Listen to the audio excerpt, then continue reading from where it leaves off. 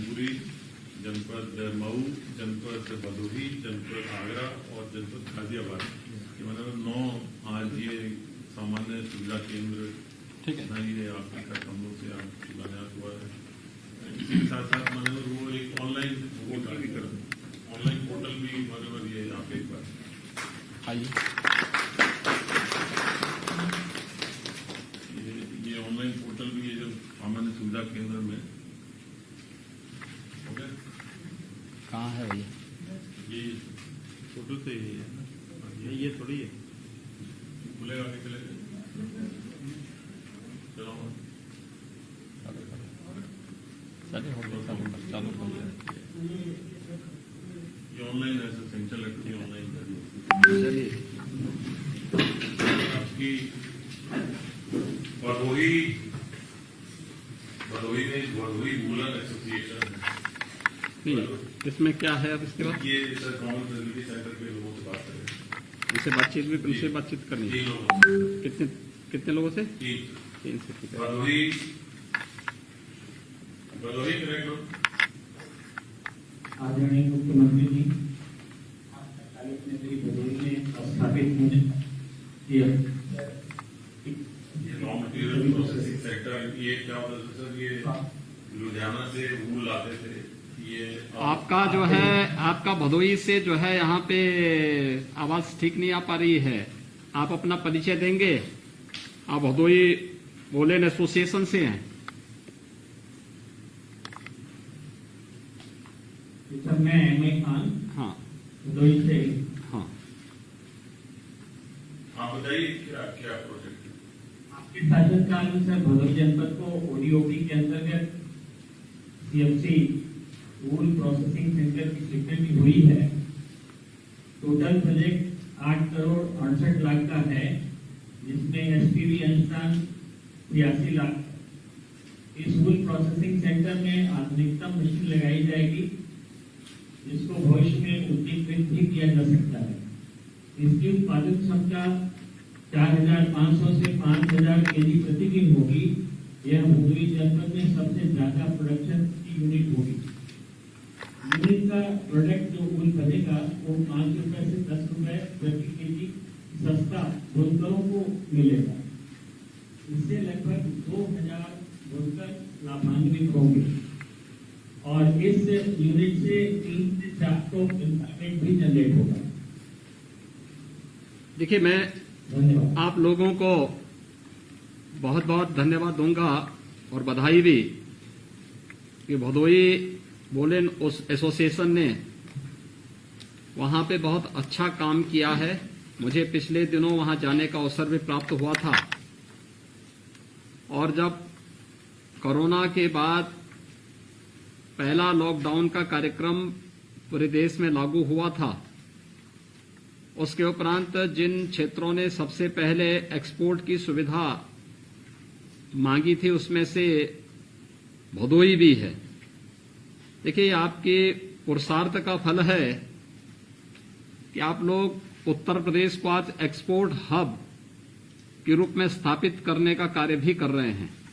मैं आप सभी लोगों को, जो भी भदोही वूलन एसोसिएशन के साथ जुड़े हुए हैं, वहां के कारीगरों को जिन्होंने अपने परिश्रम से और अपने मेहनत से भदोही के कालीन उद्योग को एक नई पहचान दी है, इन सबको बधाई देता हूं। और मुझे विश्वास है कि एक कॉमन फैसिलिटी सेंटर वहां पर आपके उत्पाद को एक नई पहचान दिलाने में योगदान देगा।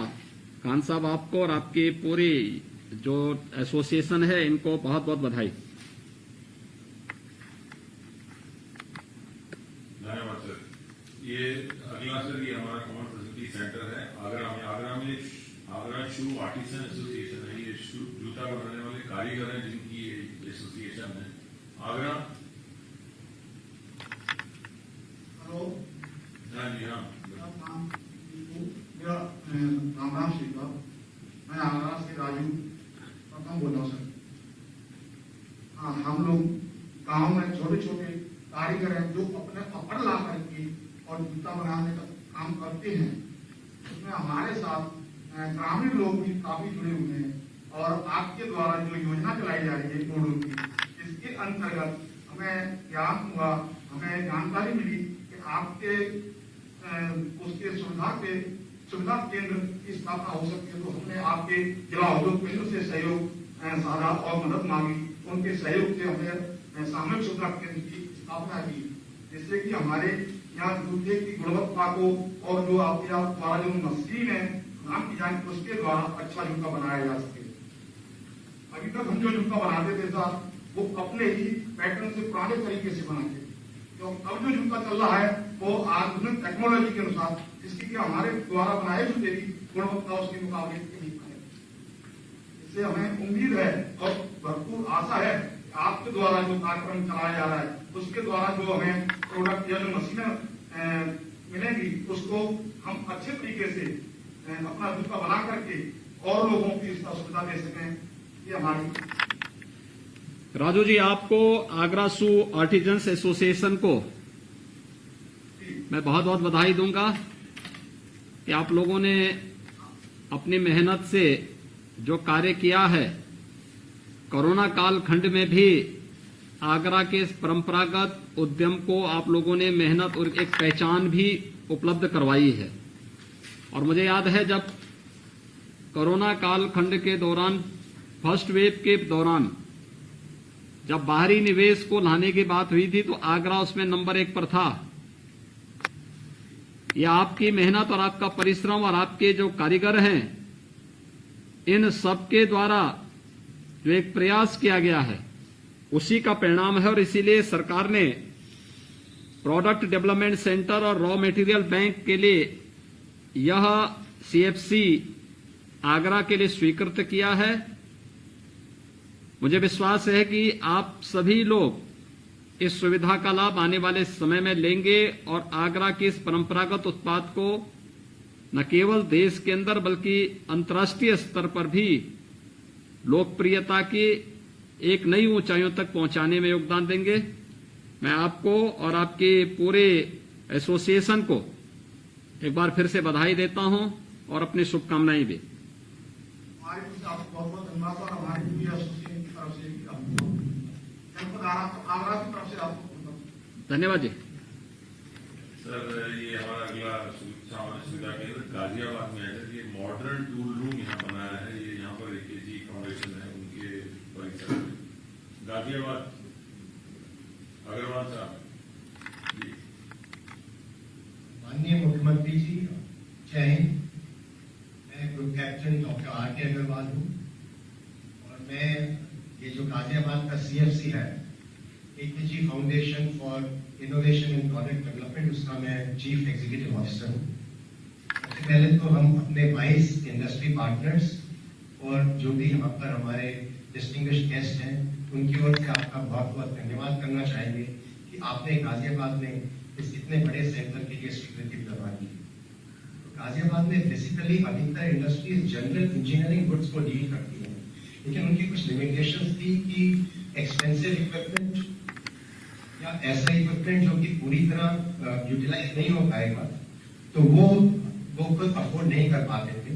तो डिस्ट्रिक्ट इंडस्ट्री सेंटर के बहुत सहयोग के साथ हमने पूरे गाजियाबाद की इंडस्ट्रीज का सर्वे किया आज से 2 साल पहले, और फिर उनके जो वीकनेस या जो उनकी जरूरत थी उनको आइडेंटिफाई किया और उसके हिसाब से हम एक्चुअली 4 सेंटर खोलने जा रहे हैं सर। उसमें से एक जैसा इन्होंने अभी बताया, एक मॉडर्न टूल रूम है जिसमें कि हर तरह की कंप्यूटर न्यूमेरिकली कंट्रोल्ड मशीनें होंगी, जिससे कि बहुत ही कॉम्प्लेक्स, इंट्रिकेट और एक्यूरेट पार्ट्स बनाए जा सकते हैं। और दूसरा एक मटेरियल टेस्टिंग लैब हम बना रहे हैं। उसके अंदर जैसे किसी भी इंडस्ट्री में इनपुट मटेरियल आता है तो उसकी स्पेसिफिकेशन स्पेक्ट्रोमीटर और माइक्रोस्कोप वगैरह से टेस्ट करेंगे, और उसके साथ ही जो प्रोडक्ट बन के बाहर जा रहा है उसकी भी डिस्ट्रक्टिव और नॉन डिस्ट्रक्टिव टेस्टिंग की सुविधा इसके अंदर अवेलेबल होगी सर। तीसरा, हमारा सेंटर बहुत ही इंपॉर्टेंट R&D सेंटर है, क्योंकि गाजियाबाद में अच्छी प्रोडक्शन चल रही है, लेकिन जो नई चीजें, जो इनोवेटिव प्रोडक्ट्स बनाने में उसमें थोड़ी क्षमता की कमी थी। उसको देखते हुए हम लोगों ने एक पूरा डिजाइन सेंटर को 3D प्रिंटिंग की फैसिलिटी लगाई है, जिसके अंदर की नए प्रोडक्ट्स को प्रोटोटाइप करके जल्दी से डिजाइन किया जाए और चूंकि जो सबसे आगे फैसिलिटी है इंडस्ट्री 4.0 सर, उसके हिसाब से हम गाजियाबाद की इंडस्ट्रीज को कोशिश रहेगी कि हम सबको थोड़े बहुत मॉडर्नाइज ऑटोमेट करें और इंडस्ट्री 4.0 के टेक्नोलॉजी तक आ पाए। तो बेसिकली इन सबसे जो गाजियाबाद की इंडस्ट्रीज है हमारी जनरल इंजीनियरिंग गुड्स इंडस्ट्रीज, उनकी कॉम्पिटिटिवनेस ग्लोबल कॉम्पिटिटिवनेस पर हम लोग इंडियन रेलवे, डिफेंस और एक्सपोर्ट प्रमोशन में भी कंट्रीब्यूट कर पाएंगे सर। और इस परियोजना की टोटल कॉस्ट करीब 15 करोड़ है, जिसमें से आपके सहयोग से हमें 90% आप लोगों से मिल रहा है और हमारे 22 इंडस्ट्रीज में 10% कंट्रीब्यूट करेंगे सर। और हम कोशिश करेंगे, मैं आपको आश्वासन देता हूँ कि जब भी ये तैयार होगा, जो भी अपने ऑब्जेक्टिव्स और उद्देश्य आपने हमारे लिए सेट किए हैं, हम उनको पूरी तरह अपनी पूरी निष्ठा से उन सब ऑब्जेक्टिव्स को फुलफिल करेंगे सर। और यही मेरी उम्मीद रहेगी कि जब ये तैयार हो जाएगा सेंटर, तो आप ही के कमरों से इसका उद्घाटन कराने की कोशिश करेंगे। बहुत बहुत धन्यवाद। अग्रवाल जी, मैं आपको और आपकी पूरी टीम को हृदय से बधाई देता हूं कि आप लोगों ने गाजियाबाद में AKG foundation for innovation and product development ने स्टेट के साथ मिलकर के आज वहां पर सीएफसी की स्थापना के लिए आप लोग आगे आए हैं। अपने प्रोडक्ट को पहचान देना, सरकार लगातार इस दिशा में प्रयास करती रही है। इसलिए स्टेट लेवल बैंकर्स कमेटी के साथ मिलकर के हम लोग उन सभी सेक्टर्स की मैपिंग भी करवाते हैं और कहां पे सरकार की मदद की आवश्यकता है, वहां पर शासन के स्तर पर भी और बैंकों से भी सस्ते में लोन उपलब्ध करवाने में योगदान दे रहे हैं। आपने गाजियाबाद में इस व्यवस्था को आगे बढ़ाने में आप लोग आगे आए हैं। सरकार की मदद आगे भी निरंतर इसी प्रकार से मिलेगी और मुझे विश्वास है कि हम लोग इस दिशा में और बेहतर करने में सफल होंगे। आपको और आपकी पूरी टीम को मैं हृदय से बधाई देता हूं। हमारे मंत्री अतुल गर्ग भी वहां पर बैठे हुए हैं। मुझे विश्वास है कि इनका इंस्टीट्यूशन भी आपके इस कार्य में सहयोगी बन पाएगा। तो धन्यवाद सर, हम सबकी लोग आपकी तरफ आपके लिए बहुत बहुत धन्यवाद। गाजियाबाद से सर बहुत सारी कुछ इकाई F-16 के भी हिस्से बनाए हैं। ये जो व्यक्तिगत लाभार्थियों से आपकी वार्ता, ये हमारी जो विभिन्न योजनाएं हैं, एक जनपद एक प्रधानमंत्री स्वरोजगार योजना, प्रधानमंत्री स्वरोजगार योजना के लाभार्थी हैं पूरे प्रदेश में। ये 5 लाभार्थियों से माने और आपकी वार्ता करेंगे। वाराणसी जी नमस्कार सर, मैं डीएम कौशल शर्मा बोल रहा हूँ सर। हमारे साथ मंदाकिनी प्रकाश जी हैं सर, जिनको मुख्यमंत्री युवा स्वरोजगार योजना में लाभ मिला है सर। मंदाकिनी जी आपसे बात करें। मंदाकिनी जी, आप बैठिए। नमस्ते सर, शरण स्पर्श। नमस्ते। आप क्या कार्यक्रम प्रारंभ करने जा रही हैं? सर, मैं वॉशिंग पाउडर बनाने का काम करने जा रही हूँ। बहुत सुंदर।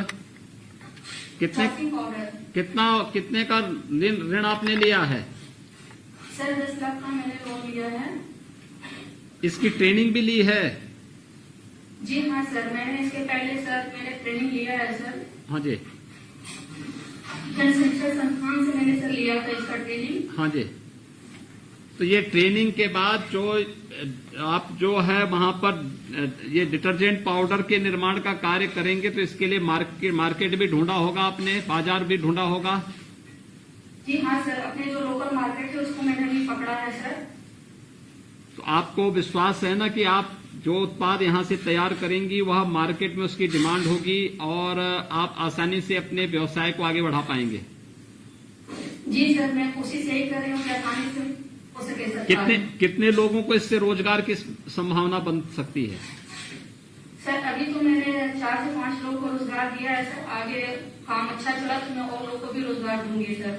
मंदाकिनी जी, आपको और आपकी पूरी टीम को, पूरे परिवार को मैं अभिनंदन भी करता हूं और बधाई भी देता हूं कि एक महिला होते हुए भी आपने जो साहसिक कदम उठाया है, न केवल स्वयं स्वावलंबन की ओर आगे बढ़ना है बल्कि बहुत सारे लोगों का सहारा भी बनना है।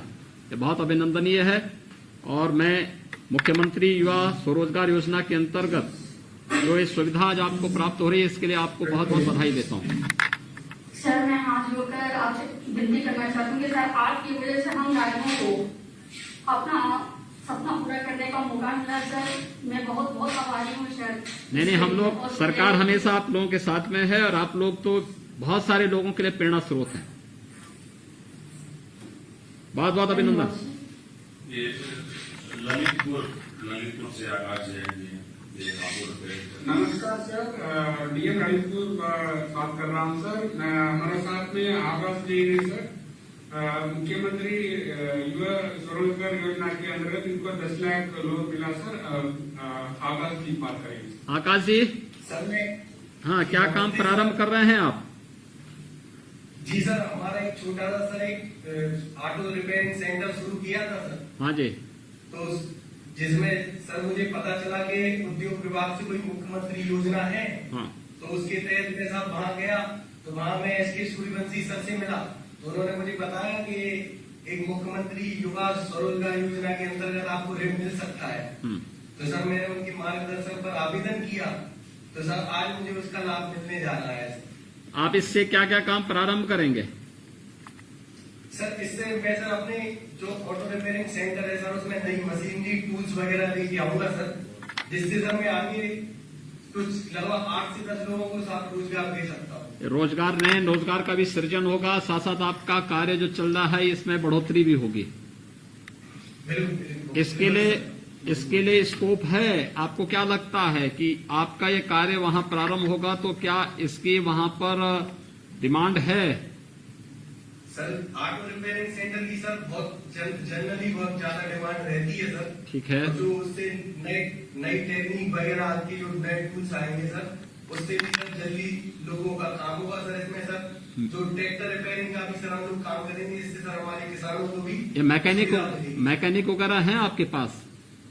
सर हमारे अभी हम 2 लोग हैं सर। ठीक है। तो अभी सर जो नए टूल्स आएंगे सर, तो उस पर सर हम लोग ट्रेन करेंगे लड़कों को सर। जो ठीक है। नए अच्छे यूथ को जो पॉलिटेक्निक और आईटीआई पास होंगे, इनको अगर आप ट्रेनिंग दे देंगे तो बहुत अच्छे ढंग से कार्यक्रम आगे बढ़ सकता है। बिल्कुल सर, मैं सर खुद बीटेक किया हुआ हूँ सर। बहुत सुंदर। मैं सर ऐसे ही अपने सहपाठियों को और सर जो हमारे जूनियर हैं उनको ही साथ में लेके सर काम करने का सोचा है सर। ठीक है आकाश जी, आपको मुख्यमंत्री युवा स्वरोजगार योजना के अंतर्गत 10 लाख रुपए का ये ऋण उपलब्ध हो रहा है। आपको और आपकी पूरी टीम को, आपके पूरे परिवार को बधाई और आपका अभिनंदन भी कि आप लोग अच्छा काम कर रहे हैं। स्वयं आत्मनिर्भर बनकर के दूसरों को आत्मनिर्भर बनने की प्रेरणा दे रहे हैं। बहुत बहुत बधाई। सर आपका भी बहुत बहुत धन्यवाद साहब। सर आपके सहयोग से और सर हमारे जिलाधिकारी महोदय के सहयोग से सर हमें इतनी जल्दी इतनी आसानी से सर ऋण मिल रहा है, और ऊपर से सर आपकी इतनी अच्छी योजना जिसपे सर सब्सिडी भी मिलेगी, उसके लिए सर आपका बहुत बहुत आभार, बहुत बहुत धन्यवाद सर। ये सर प्रयागराज से हैं स्वास्तिक गुप्ता जी प्रयागराज। प्रणाम सर, संजय सचिव बोल रहा हूँ, डीएम प्रयागराज सर। सर हमारे यहाँ पर ओडीओपी वित्त पोषण योजना के लाभार्थी स्वास्तिक गुप्ता जी हैं। सर ये बेसन उत्पाद की अपनी यूनिट लगाएंगे। सर 10 लाख का इनको लोन प्राप्त हुआ है। सर पहले सप्लाई का काम करते थे, लेकिन सर अब खुद अपना उत्पाद बनाएंगे, प्रोडक्शन करेंगे सर। स्वस्तिक जी, क्या काम? नमस्ते, अब तक क्या काम कर रहे थे आप? ऐसे ही सप्लाई वर्क कर रहे थे बेसन का। हाँ, तो आप मैन्युफैक्चरिंग करना चालू करेंगे। ठीक है, बहुत सुंदर। तो ये जो है आपको मार्केट वगैरह तो आप सप्लाई का काम करते थे, तो मार्केट का तो पता होगा ही आपके पास। हाँ सर, मार्केट का पता है। तो आप ये कार्य आपका कब तक प्रारंभ हो सकता है? ये अभी हमारा प्लेटफॉर्म तैयार हो चुका है, मशीनें आने वाली है। ठीक है, तो इससे आपको क्या है, कितने नए लोगों को रोजगार मिल सकता है इससे? इसमें 10 से 12 लोगों को रोजगार मिलेगा। बहुत सुंदर। तो इसमें महिला पुरुष कितने होंगे, कुछ आपको पैकिंग के लिए सब महिलाएं रहेंगी। ठीक है, पैकिंग के लिए महिलाएं रहेंगी। ठीक है, ठीक है, और बहुत जो सुंदर। पुरुष आएंगे वो मार्केट में करेंगे। लगता है आपने प्रतिस्पर्धा के लिए खड़े हो गए कि अब नंदी भोग आटा की प्रतिस्पर्धा करेंगे वहां पे, हैं? नहीं, नंदी वाले मित्र है, उनसे कंपटीशन नहीं है। अच्छा, ठीक है, चलिए, बहुत सुंदर, बधाई। अच्छा काम कर रहे हैं आप। देखिए, हाँ सर। व्यवसाय की में यही एक व्यक्ति निरंतरता के साथ आगे बढ़ेगा और अपनी मार्केट को स्वयं वो करेगा तो प्रोडक्ट की क्वालिटी पे निर्भर करता है, बहुत अच्छे ढंग से आगे बढ़ सकता है ये। हाँ सर, आशीर्वाद। तो आपको तो ओडीओपी योजना के अंतर्गत ये वित्त पोषण हो रहा है और इस ऋण की सुविधा उपलब्ध हो रही है। वन डिस्ट्रिक्ट वन प्रोडक्ट की योजना के अंतर्गत आपको और आपके पूरे परिवार को बधाई और शुभकामनाएं भी कि आपका व्यवसाय आगे बढ़े, फले फूले, ये हमारी शुभकामनाएं।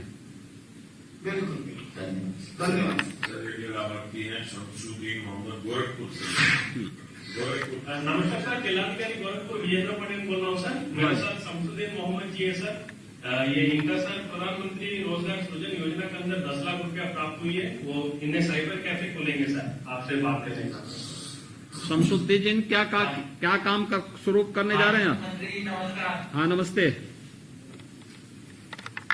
सर मैं एक छोटा सा साइबर कैफे चलाता था, जिससे मेरी परिवार की आर्थिक स्थिति बहुत खराब थी। हाँ। फिर मैंने जिला उद्योग विभाग गोरखपुर में संपर्क किया। वहाँ मेरी मुलाकात जिला उपायुक्त उद्योग श्री रवि कुमार शर्मा जी से हुई। उन्होंने मेरा उचित मार्गदर्शन किया। मार्गदर्शन करने के पश्चात उन्होंने मेरा प्रधानमंत्री रोजगार सृजन कार्यक्रम योजना के अंतर्गत 10 लाख रुपए का लोन साइबर कैफे एवं जन सेवा केंद्र संचालित हेतु प्राप्त कराया। तो ये सर क्या साथ यह भी बताना चाहूंगा, मेरे साथ साथ अन्य 5 लोगों को भी रोजगार दूंगा। ठीक है, बहुत सुंदर। क्या क्या कार्य आप इससे कर पाएंगे? सर ऑनलाइन से संबंधित सभी कार्य संपन्न सर। जी सर। ठीक है, बहुत सुंदर। देखिए आपको और आपके पूरे परिवार को इसके लिए बधाई। एक अच्छा कार्य है कि हम लोग सरकारी नौकरी ढूंढने की बजाय अगर स्वयं अपने पैरों पर खड़े होकर के आगे बढ़ेंगे तो न केवल स्वयं स्वावलंबन की ओर अग्रसर होंगे बल्कि बहुत सारे युवाओं के लिए एक प्रेरणा का स्रोत बन सकते हैं। अच्छा, पूरी ईमानदारी के साथ, पूरी प्रतिबद्धता के साथ अगर आप कार्य करेंगे तो इसके बेहतर परिणाम भी आएंगे। आपको और आपके पूरे परिवार को बहुत बहुत बधाई। बहुत बहुत धन्यवाद सर। मथुरा से हैं अनुष्का, मथुरा। नमस्कार सर, जिलाधिकारी मथुरा। सर मथुरा से कुमारी अनुष्का को मुख्यमंत्री युवा स्वरोजगार योजना के अंतर्गत 6 लाख का ऋण स्वीकृत हुआ है अपने सिलाई का कार्य करने के लिए। सर आइए आपके अपना अनुभव साझा करेंगे सर। अनुष्का जी क्या काम कर रही हैं आप? राधे राधे सर। हाँ राधे राधे। जी सर, मैंने सिलाई कार्य हेतु 6 लाख का लोन लिया है बैंक से। हाँ। जिला उद्योग केंद्र की सहायता से। कितने लोग हैं आप? कितनी मशीनें आप लेंगे? सर मैंने 3 सिलाई मशीनें ली हैं जो ऑटोमेटिक वाली हैं। अच्छा। और एक इंटरलॉक मशीन है सर उसमें। ठीक है, तो इसमें जो है जो सिलाई मशीन लेंगे तो जो कपड़ा आप सिलेंगे तो कहाँ लेके जाएंगे? सर मैंने मार्केट में काफी सारे छोटे छोटे जो स्टोर होते हैं कपड़ों के, वहाँ पे बात की है। हाँ। उन लोगों के ऑर्डर मिलेंगे हमको। और मैंने कुछ कपड़े स्वयं बनाकर भी वहाँ पे सेल किए हैं, तो काफी अच्छा रिस्पांस आया। इसीलिए मैंने सोचा कि मैं थोड़े बड़े स्तर से इस काम की शुरुआत करती हूँ। बहुत सुंदर। देखिए बहुत अच्छा काम कर रही हैं अनुष्का जी आप। देखिए यही इसी के लिए आदरणीय प्रधानमंत्री जी ने आत्मनिर्भर भारत की बात की थी कि हर व्यक्ति अगर अपने स्तर पर अपनी एक नई सोच के साथ समाज की मांग के अनुरूप उस प्रकार के कार्यक्रम को आगे बढ़ा ले, इसमें न केवल आप अपने और अपने परिवार के लोगों के लिए आत्मनिर्भर बनने के लिए एक प्रेरणा बनेंगी बल्कि ढेर सारे लोगों के लिए और महिलाओं के लिए प्रेरणादायी आपका एक कार्य हो सकता है। और इसमें तो कपड़ा लोगों को पहनना ही पहनना है। अगर हम उसको नई डिजाइनिंग के साथ जोड़ करके कार्यक्रम को आगे बढ़ाएंगे तो उसका बहुत ढेर सारा लाभ प्राप्त होगा। आपको मुख्यमंत्री युवा स्वरोजगार योजना में 6 लाख रुपए का ये ऋण स्वीकृत हुआ है। जी सर। और मार्केट से सीधे आपका संवाद होना चाहिए। अच्छे लोगों को ट्रेनिंग आप देंगे, उनको ट्रेन करके ट्रेन मैन पावर रखेंगे तो इसका भी लाभ आपको प्राप्त होगा। आपको और आपकी पूरी टीम को बहुत बहुत बधाई। जी सर, आपका भी बहुत बहुत धन्यवाद सर। सर ये आखिरी हमारे दावती हैं ज्ञान सिंह कुशवाहा कानपुर देहात से। हाँ नमस्ते सर, मैं जेपी सिंह बोल रहा हूँ सर, डीएम कानपुर देहात। हमारे जनपद में सर ओडीओपी के अंतर्गत सर यूटेंसिल बर्तन और उसके अलावा सर जो प्लास्टिक प्रोडक्ट्स है सर 2 चीजें सर अप्रूव है। उसी क्रम में सर ओडीओपी योजना के अंतर्गत हमारे जो बैंकर हैं सर, पंजाब नेशनल बैंक, उनकी सहायता से सर हमारे लाभार्थी श्री ज्ञान सिंह कुशवाहा जी हैं, जो उन्होंने प्लास्टिक हार्डवेयर की ट्रेडिंग के लिए सर किया है। ज्ञान सिंह जी, सर हमारे पास क्या काम करेंगे आप? सही प्लास्टिक के शॉप से जिसका सामान खरीद के बेचेंगे सर मार्केट से। ये जो ये आपको लोन उपलब्ध हो रहा है आज एक जनपद एक उत्पाद योजना के अंतर्गत 4 लाख रुपए का, जी सर। इस 4 लाख रुपए का उपयोग किस रूप में करेंगे आप? सभी मार्केट से प्लास्टिक प्रोडक्ट लाएंगे सर। हाँ। शॉप में मेरी शॉप पहले से ही है सर। हाँ। उसको और बड़े स्तर पर करेंगे सर जी। तो या सेल करेंगे माल। इसकी डिमांड है? जी सर, काफी डिमांड है सर। डिमांड रहती है इसकी। अभी तक आपका ये काम, अभी तक आपने काम किया? जी सर, कर रहे हैं। वर्तमान में कर रहे हैं। जी। बहुत सुंदर। जी सर। तो दुकान में कितने लोग काम कर लेते हैं? सर हम 3 लोग करते हैं, मैं, पिताजी और एक लोग और करते हैं। ठीक है, बहुत सुंदर। तो 3 लोगों को आपने सीधे सीधे वहां पे रोजगार दिया है। जी सर। और आने वाले समय में जो आप अतिरिक्त वो लेंगे तो इसमें 3 लोग काम करेंगे कि और संख्या बढ़ेगी? सर जी, इसको काम और बढ़ाएंगे, मेहनत करेंगे और बढ़ाएंगे, कम से कम 10 लोगों को रोजगार देना चाहते हैं। बहुत सुंदर। इस कार्यक्रम को आप आगे बढ़ा सकते हैं, बेहतर तरीके से आप करिए। प्रोडक्ट अच्छा होना चाहिए, डिमांड होगी तो इसका लाभ भी आपको प्राप्त होगा। मैं आपको, इसके लिए बहुत बहुत धन्यवाद। ज्ञान सिंह जी, आपको और आपके पूरे परिवार को बधाई देता हूं और विश्वास करता हूं कि आप लोग आत्मनिर्भर भारत की इस परिकल्पना को साकार करने में निरंतर प्रयासरत होंगे और पूरा शासन और प्रशासन आपके लिए हमेशा मदद के लिए तैयार खड़ा होगा। बहुत बहुत बधाई। जी सर, बहुत धन्यवाद सर। लाभार्थी है सर, जिनको आपके अमूल से पहले लाभार्थियों को करेंगे, पहले उद्बोधन का हो जाएगा, उसके बाद फिर लाभार्थियों को करके से करा देना चाहिए। मैं माननीय मुख्यमंत्री जी से अनुरोध करूंगा राशि वचन हम सबको देने के लिए।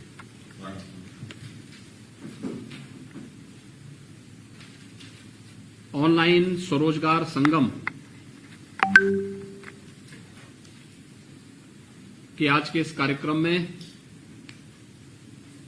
उत्तर प्रदेश सरकार में मेरे वरिष्ठ सहयोगी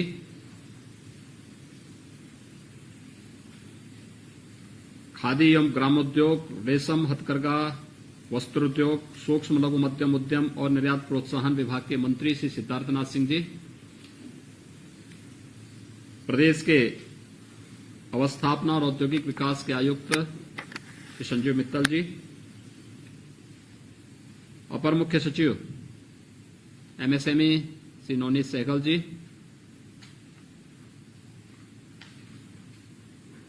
स्टेट लेवल बैंकर्स कमेटी से जुड़े हुए हमारे सभी पदाधिकारीगण और प्रदेश के अंदर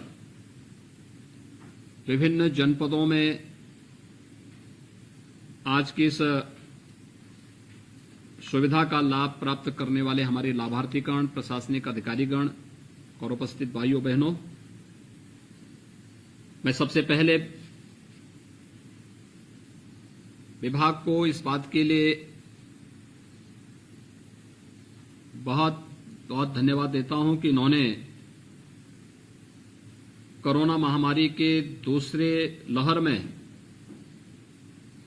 जैसे ही पब्लिक को रिलीफ मिली है, लोन मेला का आयोजन स्टेट लेवल बैंकर्स कमेटी के साथ आयोजित करते हुए प्रदेश के 31,000 से अधिक यूनिट को आज 2,500 करोड़ रुपए से अधिक के ऋण वितरण के इस कार्यक्रम के साथ जोड़ा है। हम सब जानते हैं मार्च 2020 में कोरोना महामारी ने देश के अंदर अपनी उपस्थिति दर्ज करते हुए अपना कहीं न कहीं स्वरूप दिखाना प्रारंभ किया था और उसके उपरांत कोरोना से बचाव के लिए अनेक प्रयास प्रारंभ हुए। समय से लिए गए निर्णय के कारण आदरणीय प्रधानमंत्री जी के नेतृत्व में भारत दुनिया के अंदर किसी भी अन्य देश की तुलना में ज्यादा सुरक्षित स्थिति में रहा। लेकिन एक महामारी है। उस महामारी के सामने संसाधन कम पड़ जाते हैं, सभी प्रकार की सुविधाएं तंग हो जाती हैं, दुनिया की बड़ी बड़ी ताकतें इसके सामने पस्त हो गई। लेकिन पूरा भारत प्रधानमंत्री मोदी जी के नेतृत्व में मजबूती से कोरोना के खिलाफ लड़ाई लड़ा है। और जब हम लोग पहली लहर के दौरान लॉकडाउन में थे, तब देश के अंदर अलग अलग तबके के लिए अलग अलग प्रकार की घोषणाएं प्रधानमंत्री जी ने की थी। चाहे वह गरीब कल्याण पैकेज के अंतर्गत गरीबों को दिए जाने वाले अन्न की योजना का लाभ हो, चाहे वह जनधन अकाउंटधारी लोगों के खाते में पैसे देने की बात रही हो, दिव्यांगजन, निराश्रित महिला, इन सभी को आर्थिक रूप से संबल प्रदान करने का रहा हो, या फिर आत्मनिर्भर भारत पैकेज के अंतर्गत भी सभी प्रकार की एमएसएमई यूनिट को बैंकों से आसान किस्त पर लोन उपलब्ध कराने की व्यवस्था, ये सभी कार्यक्रम हुए और विगत वर्ष बहुत सफलतापूर्वक ये कार्यक्रम हमारे आगे बढ़े थे। कोरोना से जैसे ही राहत मिली, मार्केट ने फिर से अपनी गति पकड़नी शुरू कर दी थी और बहुत बेहतर स्थिति की तरफ हम जा रहे थे।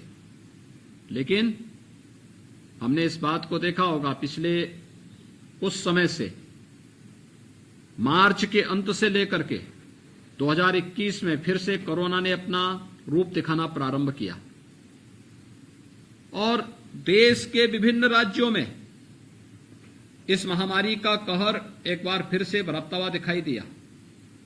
उत्तर प्रदेश में भी हम लोगों ने अप्रैल प्रथम सप्ताह से ही कोरोना से बचाव के लिए अनेक प्रयास प्रारंभ किए, लेकिन फिर भी बहुत सारे लोगों ने इस पूरे अभियान के दौरान सरकार के द्वारा, केंद्र और प्रदेश सरकार के द्वारा किए गए प्रयासों के बावजूद बहुत सारे लोग थे जो कोरोना की चपेट में आए। बहुत सारे लोगों ने अपने परिवार के सदस्यों को, स्वजनों को खोया है। उन सब के प्रति हमारी संवेदना है। हमें मानना पड़ेगा ये महामारी है और इस महामारी को हल्केपन से न लेकर के इसके लिए लापरवाही की कोई गुंजाइश नहीं। केंद्र सरकार ने पूरे देश के अंदर भरपूर सहयोग राज्य सरकारों को किया, चाहे वह दवा का हो, चाहे वह वेंटिलेटर्स का हो, चाहे वह टेस्टिंग का हो और चाहे आज वैक्सीनेशन के कार्यक्रम को सफलतापूर्वक आगे बढ़ाने का। हम सब जान रहे हैं कि 16 जनवरी से भारत ने वैक्सीनेशन के कार्यक्रम को आगे बढ़ा दिया था। पहली बार हो रहा है जब किसी महामारी के खिलाफ इतनी जल्दी वैक्सीन बना। मात्र 9 महीने के अंदर वैक्सीन मार्केट में आ गया।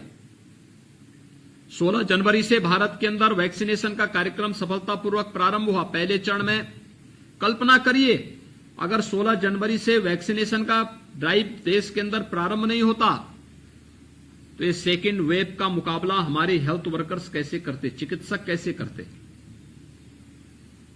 थोड़ा कल्पना करिए, प्रधानमंत्री जी की दूरदर्शिता थी कि समय से हेल्थ वर्कर्स को और कोरोना वॉरियर्स को, फ्रंटलाइन वर्कर्स को वैक्सीन प्रदान कर दी गई, जिससे सफलतापूर्वक सेकेंड वेव जितनी तीव्र थी, जितनी संक्रामकता उसमें थी, उसका उतनी मजबूती के साथ सामना करने में हमारे हेल्थ वर्कर्स ने, फ्रंटलाइन वर्कर्स ने उतनी मजबूती से उसको फेस भी किया। अपनी जान की परवाह न करते हुए प्रत्येक नागरिक को बचाने के लिए भरसक प्रयास किया। लेकिन उस सब के बावजूद भी बहुत सारे परिवार के लोगों ने, बहुत सारे लोगों ने अपने निकट संबंधियों को खोया है। एक दुखद स्थिति हम सब के लिए थी। सेकेंड वेव के दौरान हम लोगों ने भी देखा कि स्वतःस्फूर्त भाव के साथ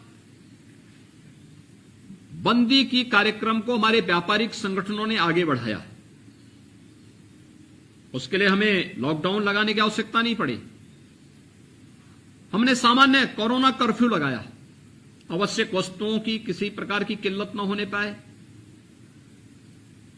सामान्य नागरिक के आवागमन में किसी प्रकार की बाधा न हो, बड़े उद्योग हों या फिर सूक्ष्म लघु मध्यम उद्यम, इनको बंद करने की नौबत न आने पाए, सप्लाई चेन कहीं न टूटने पाए। इन सभी पे एक प्रयास किया गया और उत्तर प्रदेश का यह मॉडल बहुत सफल रहा। हमने लॉकडाउन नहीं लगाया, लगभग 1 महीने तक हम लोगों ने कोरोना कर्फ्यू लगाया। कोरोना कर्फ्यू में उद्योग हमारे चलते रहे, खेती बाड़ी का काम चलता रहा, आवश्यक सेवाएं चलती रही, इमरजेंसी सेवाएं चलती रही और कोरोना के संक्रमण की चेन को भी हर एक स्तर पर ब्रेक करने के लिए सरकार के द्वारा जो कार्य योजना तैयार की गई थी, उसका परिणाम बहुत सफलतापूर्वक हमारे सामने है। उत्तर प्रदेश के बारे में बहुत सारी बातें कही जाती थी। लोग कहते थे 1.5 लाख कोरोना पॉजिटिव केस प्रतिदिन यूपी में आएंगे। हमने उसे 38,000 पर रोक दिया। लोग कहते थे उत्तर प्रदेश के अंदर, दुनिया के विशेषज्ञ कहते थे कोरोना के मामले मई के अंत तक पहुंचते पहुंचते 30 से 50 लाख तक पहुंच सकती संख्या। हमने उसको 3,10,000 तक सीमित रखा, उससे आगे नहीं बढ़ने दिया। व्यापक पैमाने पे अभियान चलाए गए। मैं स्वयं, मंत्रीगण, अधिकारीगण फील्ड में रहे, दौरे किए, कैंप किए और आज उत्तर प्रदेश के अंदर अगर आज का परिणाम मैं कोरोना का बताऊं तो मात्र 208 पॉजिटिव केस आए हैं। 3,600 एक्टिव केस मात्र रह गए हैं। लेकिन अभी भी हमें सावधानी बरतनी है, सतर्कता बराबर बनाए रखनी है। जब तक कोरोना पूरी तरह समाप्त नहीं हो जाता है तब तक हम टेस्टिंग से भी नहीं भागेंगे और तब तक वैक्सीनेशन के लिए प्रत्येक नागरिक को प्रोत्साहित भी करेंगे। यह वैक्सीन एक सुरक्षा कवच है, हमें बताना पड़ेगा, लेकिन साथ साथ जीवन के साथ साथ जीविका भी बचे, इसकी भी चिंता करनी है। तो जीवन को बचाने के लिए और जीविका को बचाने के लिए प्रधानमंत्री मोदी जी के नेतृत्व में जो अभियान प्रारंभ हुआ, जीवन को बचाने के लिए वैक्सीन सबसे बड़ा माध्यम है और जीविका को बचाने के लिए आत्मनिर्भर भारत के अंतर्गत जो पैकेज घोषित हुआ था वह सबसे बड़ा सहारा है। इन दोनों को मिलाकर के जब हम कार्य करेंगे तो उसके परिणाम बेहतर आएंगे। मुझे बहुत प्रसन्नता है कि विभिन्न योजनाओं को लेकर के जो कार्यक्रम आगे बढ़े हैं, चाहे वह मुख्यमंत्री युवा स्वरोजगार योजना हो, विश्वकर्मा श्रम सम्मान हो, एक जनपद एक योजना की योजना हो, प्रधानमंत्री रोजगार सृजन कार्यक्रम हो, ये अनेक योजनाएं एक साथ लागू हो रही हैं आत्मनिर्भर भारत की परिकल्पना को साकार करने के लिए। मुझे बहुत अच्छा लगा कि जब अलग अलग क्षेत्र में हमारे पढ़े लिखे युवा आज नौकरी के पीछे भागने की बजाय स्वतः रोजगार में विश्वास कर रहे हैं। मुझे बहुत अच्छा लगा कि अब केवल रोजगार सृजन का काम केवल पुरुष नहीं करेगा, उद्योग केवल पुरुष नहीं चलाएगा, बल्कि हमारी आधी आबादी जिसे हमने मिशन शक्ति के साथ जोड़ा है वह भी किसी से कम नहीं, इस विश्वास के साथ आगे बढ़कर के कार्य कर रही है। और उन्होंने कहा कि नहीं, हम भी आत्मनिर्भर भारत की इस परिकल्पना को साकार करने के लिए कार्य करेंगे। न केवल आत्मनिर्भर बनेंगे बल्कि ढेर सारे अन्य लोगों को भी रोजगार के साथ जोड़ेंगे। और उत्तर प्रदेश तो इसका केंद्र बिंदु रहा है। हमारे यहां देखेंगे आप अलग अलग जगह पर जो हम लोगों ने कार्य प्रारंभ किया, इस कार्य के साथ अगर देखेंगे इसकी शुरुआत हमारी माताएं बहनें ही इस कार्यक्रम के साथ जुड़ी रही हैं। चिकन कारीगरी का अगर काम लखनऊ में देखेंगे, कौन इसको देखता है? ये सब माताएं बहनें देखती हैं। ऐसे ही बहुत सारा कार्य, ये चीजें आज मुझे देखने को मिली हैं कि जब हम 31,000 से अधिक यूनिट को 2,500 करोड़ रुपए से अधिक का लोन वितरित कर रहे हैं इसमें हर तबके का व्यक्ति आ रहा है और मैं विश्वास के साथ कह सकता हूं, जैसे स्टेट लेवल बैंकर्स कमेटी ने यहां पर रुचि लेकर के इतनी जल्दी अभी देश के अंदर और दुनिया के अंदर कोरोना के सेकंड वेव से ही लोगों को मुक्ति नहीं मिल पाई। यूपी में मुक्ति देने के कगार पर हम खड़े हैं। हमारे एक जनपद हमारा ऐसा भी है जो कोरोना से मुक्त हो चुका है। हमारे 52 जनपद ऐसे हैं जहां केवल सिंगल डिजिट में कोरोना के पॉजिटिव केस आए हैं। 12 जनपद ऐसे हैं जहां आज एक भी पॉजिटिव केस नहीं आया है। केवल 2 जनपद ऐसे हैं जिनमें मात्र दहाई में डबल डिजिट में कोरोना पॉजिटिव के केस आए हैं। यानी कोरोना के खात्मे की ओर बढ़ता हुआ उत्तर प्रदेश अब अपने लोगों की चिंता कर रहा है, उनकी आजीविका की भी चिंता कर रहा है। और ये केवल उनकी आजीविका की नहीं बल्कि उनके माध्यम से ढेर सारे युवाओं को रोजगार देने का। एमएसएमई यूनिट ने बहुत अच्छा काम किया यूपी के अंदर, हमारे उद्योगों ने बहुत अच्छा काम किया है। देखिए, मैं भारत सरकार के कुछ डाटा को देख रहा था। देश के अंदर सबसे बड़ी आबादी का राज्य और सबसे युवा हमारे पास, लेकिन बेरोजगारी की दर सबसे कम उत्तर प्रदेश के अंदर। कारण है सरकार ने पूरी पारदर्शी तरीके से अपने युवाओं को नौकरी दी। 4 लाख युवाओं को हम नौकरी दिए हैं। प्रदेश ने पूरी मजबूती के साथ एमएसएमई यूनिट के माध्यम से, उद्योगों के माध्यम से 1.5 करोड़ से अधिक लोगों को रोजगार दिया है। और यही नहीं, प्रदेश के अंदर अन्य तमाम उपायों से स्वतः रोजगार के भी ढेर सारे अवसर उपलब्ध हुए हैं। अगर हम सभी लोग इस कार्यक्रम के साथ जुड़ेंगे तो हम जीवन और जीविका यानी कोरोना से जूझते हुए, इसका मुकाबला करते हुए जीवन और जीविका को बचाने के इस लक्ष्य को प्राप्त कर सकते हैं। और प्रधानमंत्री जी की यही मंशा है। मैं स्टेट लेवल बैंकर्स कमेटी को इस बात के लिए धन्यवाद दूंगा कि विगत वर्ष भी इन्होंने बहुत बड़े कार्य किए थे। मुझे भय था कि फर्स्ट वेव के बाद, फर्स्ट वेव के समय प्रदेश के अंदर 40 लाख माइग्रेंट लेबर आए थे और मुझे भय था कि ये लोग वापस जाएंगे, फिर वापस जैसे उन राज्यों में कोरोना आएगा ये लोग फिर वापस आएंगे। केवल 10% जो हमारी प्रवासी कामगार थे ये वापस गए थे और वे लोग भी मार्च में वापस आ गए थे। उन लोगों ने यूपी के अंदर ही काम ढूंढा, यूपी के अंदर ही उनको कार्य मिला और कार्य का सबसे बड़ा आधार, यूपी कृषि प्रधान तो पहले से ही है, लेकिन उत्तर प्रदेश के अंदर हमारी एमएसएमई यूनिट को जो सुविधाएं दी गई या यहां पर जो हमारा युवा, हमारी माताएं बहनें इस क्षेत्र में आगे आई, आज उसका परिणाम है कि ज्यादातर युवा अपनी प्रतिभा और अपनी ऊर्जा का लाभ उत्तर प्रदेश को दे रहा है। और उत्तर प्रदेश आज आत्मनिर्भर भारत की परिकल्पना को साकार करने के लिए इस अभियान के साथ निरंतर जुड़ करके आगे बढ़ा रहा है। मैं आज के इस अवसर पर सभी जनपद स्तर पर भी मैं इस बारे में कहूंगा, हमारा जिला प्रशासन, जिला उद्योग के साथ मिलकर के हमें वहां पे एमएसएमई यूनिट के साथ बैठना चाहिए, वहां मैपिंग करनी चाहिए। डिस्ट्रिक्ट लेवल बैंकर्स कमेटी के साथ हमारी निरंतर बैठक हो और हम उनके साथ बैठक करके इस बात को सुनिश्चित करें कि ऋण प्रदान करने की जो हमारा सीडी रेशियो है, इसके अनुसार हम हरेक जनपद के लक्ष्य को तय करते हुए अधिक से अधिक युवाओं को इस क्षेत्र में आगे बढ़ाने के लिए प्रेरित करें। देखिए, पैसा बैंक में रखे जाने से वह बढ़ेगा नहीं। ये जब सर्कुलेशन में आएगा, मार्केट में आएगा, पूंजी ही पूंजी को बढ़ाएगी और मुझे लगता है हमें इसको आगे बढ़ाना पड़ेगा, इस दिशा में प्रयास करना पड़ेगा। इसके बेहतर परिणाम सामने आएंगे। जैसे स्टेट स्तर पर इस कार्रवाई को आगे बढ़ाया गया है, जनपद स्तर पर भी इस प्रकार के लोन मेलों के कार्यक्रम हो।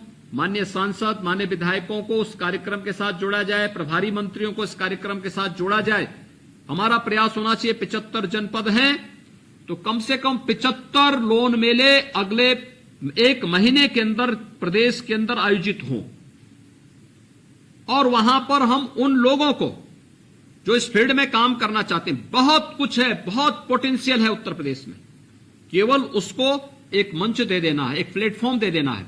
उस प्लेटफॉर्म को देने के लिए आप सभी आगे आएंगे, मेरा विश्वास है।